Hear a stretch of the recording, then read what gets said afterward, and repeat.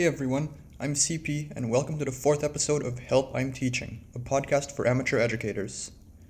This podcast is for people who are trying their hand at teaching something for one reason or another.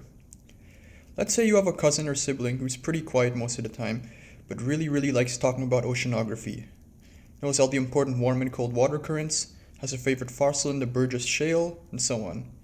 You want to brush up on your oceanography so you can talk to them, but can't spend hours reading textbooks.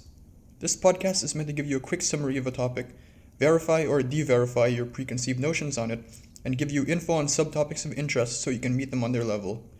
Today's episode is about pollination.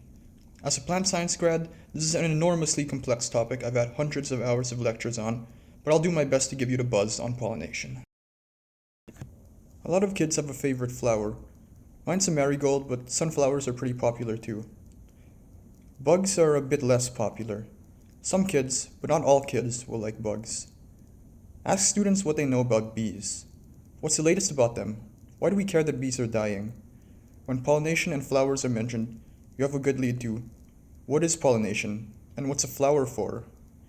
Be prepared for some crazy answers if you're teaching anywhere below 5th grade, but that's a given for pretty much any question. You know what Yoda says about the mind of a child. Pollination is defined by the Oxford Dictionary as the transfer of pollen to a stigma, ovule, flower, or plant to allow fertilization, and can be split into a few different types. Wind pollination is simply relying on the wind currents to blow your pollen to new areas. It's less energy intensive, but best works in areas with regular wind. This strategy is often used by grasses like cattails and rushes you might see in lakes. Water pollination is used by aquatic plants, and similarly uses moving water to spread pollen. Zoophily is a process by which plants enter a mutualistic relationship with animals to distribute pollen as part of their sexual reproduction. This is probably the one your students are most familiar with. The way a particular species is pollinated is called its pollination syndrome. Looking at a flower can often tell you a bit about what kind of animal pollinates it. For example, flower size is often correlated to pollinator size. A plant with small flowers is unlikely to be pollinated by something big like a bird, because not only would it not get a lot of nutrition from it, it would also have a harder time taking pollen or nectar from a smaller flower. Think of doggy doors and regular human-sized doors. Just by looking at them, you can tell which one's for which. No one's saying a human can't use a doggy door, but they're probably too big. And no one's saying a dog can't use a human door, but the opening mechanism is too complex for them, so most aren't likely to get through. This is one way that a plant and a pollinator can start to co-evolve, which I'll talk about later. A plant with small, dull, inconspicuous, unscented flowers is often not pollinated by animals at all, but by wind. After all, why use precious energy to produce nectar and colorful petals when you don't attract wind in the same way you would attract animals? As a fun activity, you can invent a pollinator with certain traits and challenge students to guess what the corresponding flower would look like. You could say, the pollinator is colorblind, meaning the flower would have plain white or green flowers. Or you could give it a long beak so the flower could be tubular. To properly form seeds and a fruit, a flower on a plant must be pollinated. Some plants require pollination from another plant, known as cross-pollination, but others can be pollinated by other flowers on the same plant, or self-pollination. Cross-pollination allows for greater genetic diversity, but self-pollination is useful if you're in an area with not too many pollinators around, or you're trying to encroach into a new territory. For this reason, some cross-pollinators are also capable of self-pollinating, presumably as a last resort. Now here are some common misconceptions. Not all plants grow flowers and fruit, and some choose to reproduce in other ways. Here you can introduce them to the words gymnosperm and angiosperm. The prefix gymno means naked, and angio means vessel. As such, angiosperms produce seeds that are protected by fruit, and gymnosperms do not.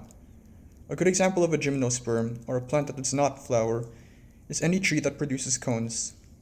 Cones are structures that protect the seeds by closing in low temperatures, but are different from flowers because flowers have structures called ovaries that develop in the fruit to enclose an ovule that becomes a seed.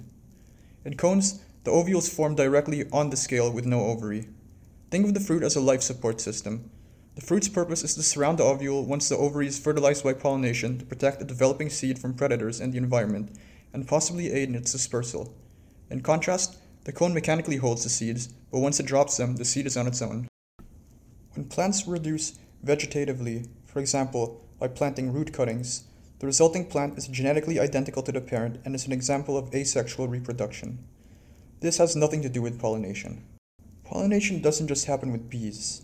Some plants, especially those that evolved a long time ago like magnolias, rely on beetles for pollination. Though they aren't as specialized as bees, ants can also act as pollinators in some cases. Flies pollinate the infamous corpse flower that lures them with the scent of rotting meat. And even the much maligned wasp is important in fig pollination. The flowers of the fig are actually inside the fruit, so wasps enter the fruit to lay eggs and pollinate the flower with pollen from the fig that they themselves hatched from. They then die, leaving behind a dead wasp in each fig you eat. They're digested by enzymes in the fruit before they reach consumers, but there's still minor debates about whether figs can fit into a vegan diet because of this. Pollination doesn't just happen in the day either. Moths and bats are very important night pollinators.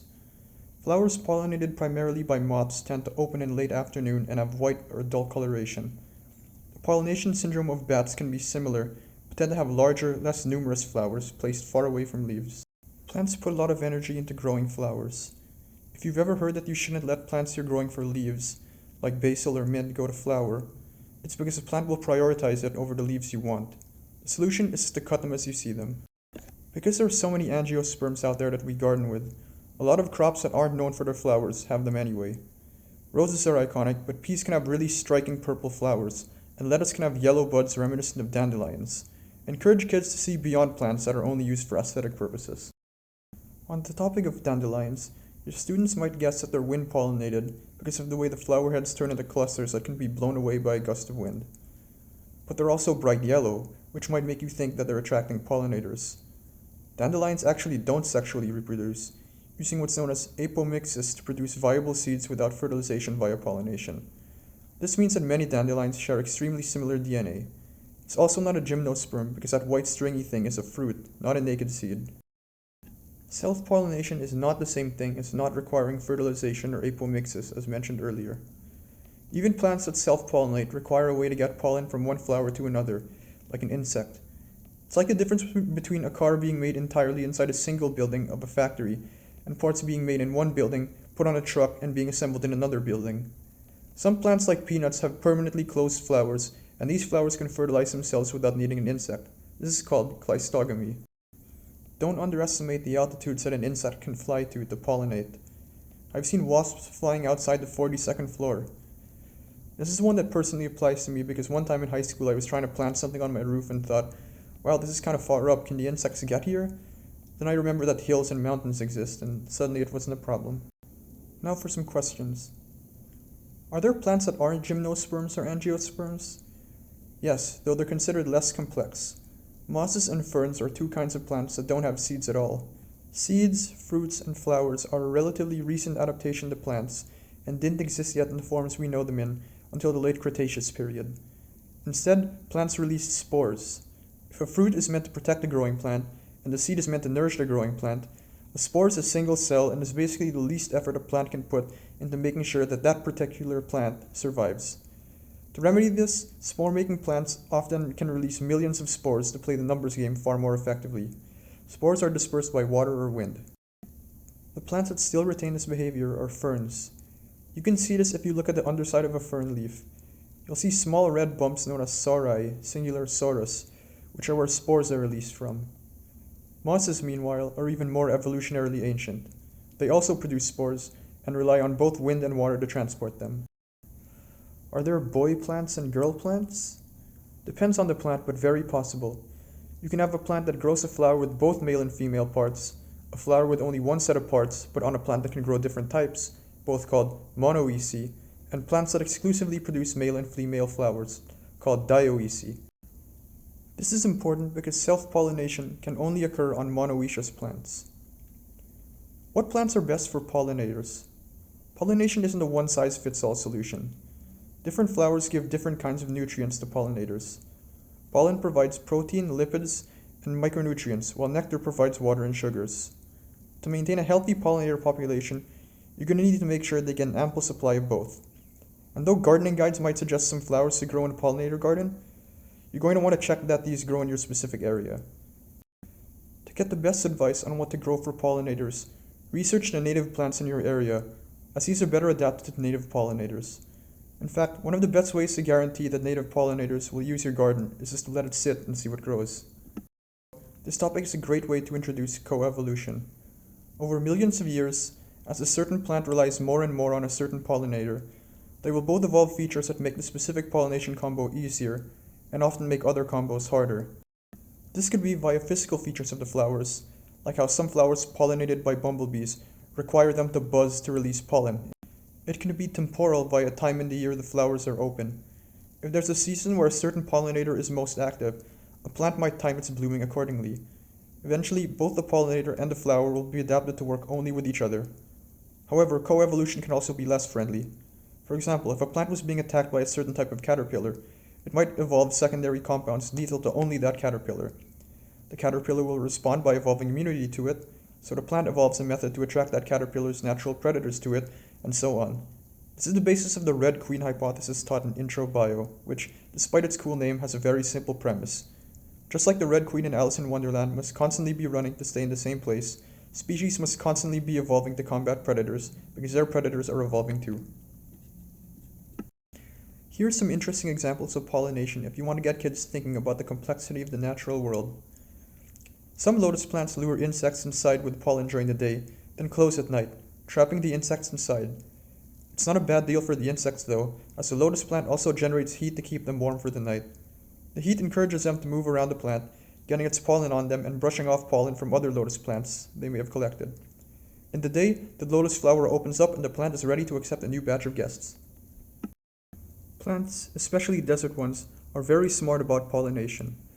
The agave plant only blooms once after 8 to 40 years, then dies. The plant figures that since pollination in the desert is more difficult, it may as well save all its energy on a single bloom.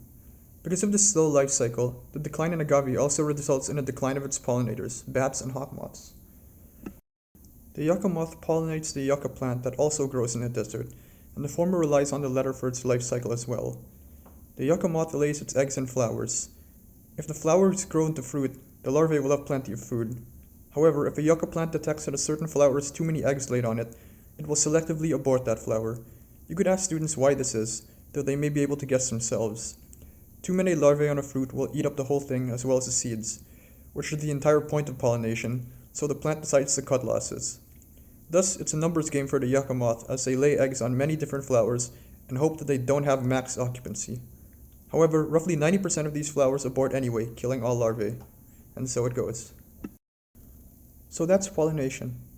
One last conundrum to consider. I mentioned earlier that a common misconception is that all pollinators are insects. Some species of crop prefer manual pollination, which is when growers need to take the pollen and add it to other flowers themselves. Does that mean that for those crops, the primary pollinator is humans? As always, thanks for listening to Help I'm Teaching. Don't forget to leave a 5-star review. It'll really help get this podcast out to the teachers who need it. Thanks and see you next time.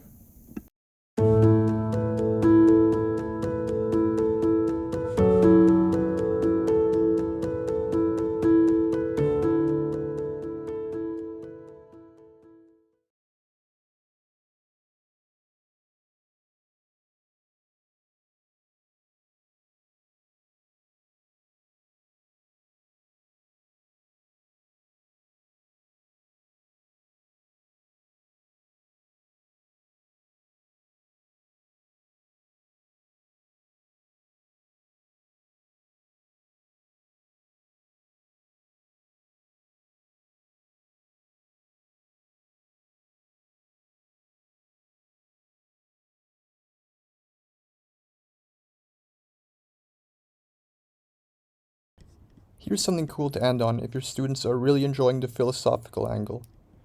Imagine a ball rolling down a hill. The ball doesn't decide to move down the hill and expends no energy in doing so because it's following the laws of physics. This is what we call energetically favorable. Cells either do things that are energetically favorable and expend no energy, or spend energy to do things that are energetically unfavorable, which, continuing the ball analogy, would be like powering a machine that rolls the ball back up the hill. Except they're not balls and hills in a cell but chemical reactions, which are similarly favorable or unfavorable.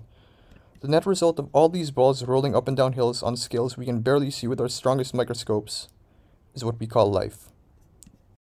And that's all I have for today. Thanks so much for listening to this episode of Help I'm Teaching. I hope I've given you some new ways to look at and explain the building blocks of life. As always, sources and the transcript of this episode will be in the show notes. See you next time.